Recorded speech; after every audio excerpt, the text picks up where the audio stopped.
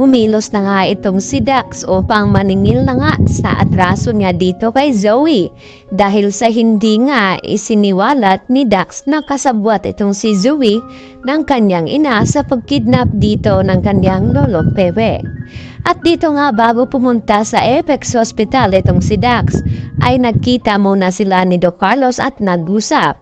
At dito sa loob ng kotse ay dito naman na binalaan ni Carlos itong si Dax na wag daw niyang babanggitin ang pangalan ni Zoe at babastusin. At nagtaka naman itong si Dax dito kay Carlos na baka may gusto daw ito kay Zoe at dito naman na tila nainis itong si Carlos dahil hindi niya nga masabi-sabi dito kay Dax na itong si Zoe ay anak niya dito kay Moira.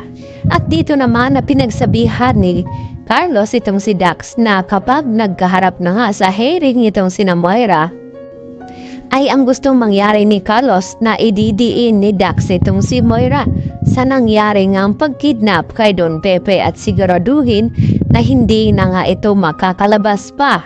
At dahil gumawa na nga at kumilos na itong si Moira sa loob ng selda, dito naman na tinupad ni Moira ang inodos ng ninang na kunin daw lahat ng cellphone na kinumpiska ng warden. At dito nga na matagumpay naman na pinasok ni Moira ang opisina ng warden at nakuha niya ang mga cellphone doon. At agad na binalikan ni Moira itong si Ninang at dito na sinabi na kinakailangang patahimikin daw ang star witness na si Dax upang tuluyan na ngang makapagpiansa itong si Moira at makalabas. Subalit wala silang kalam-alam habang nag-uusap ay palihim naman na nakikinig itong si Madam Lotus. At dito naman yan na sasabihin ni Madam Lotus kay Dicen na may masamang binabalak itong si Moira at kumontak pa ng tauhan sa loob upang ipaligpit itong star witness na si Dax.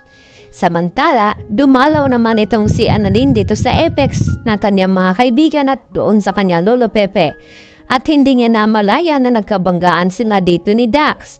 At dito nga nakilala siya dito ni Dax at tinawag na Dr. Annalyn Santos. At nagtaka itong si Annalyn na kung bakit kilala siya nito.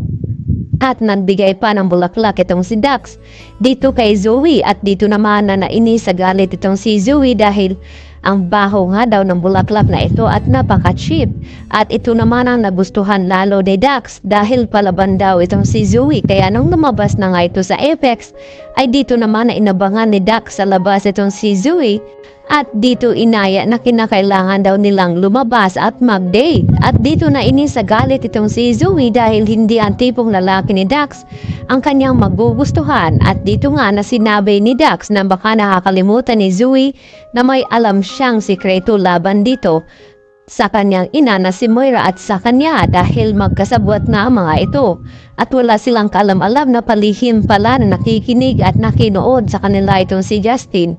At kinuna na sila ng larawan at video habang nag-uusap at binabalaan ni Zoe itong si Dax na siya dapat ang matakot dahil kayang-kaya daw niyang ipaligpit itong si Dax. At dito naman na sinabi ni Dax kay Zoe na dapat bago niya iyon magawa ay maipakulong na nga daw niya itong si Zoe.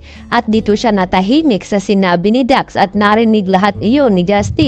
At ito na nga ang alas ni Justin laban dito kay Zoe na magpapagsak sa kanya. Yan po ating abangan bukas sa Abot Kamay na Pangarap.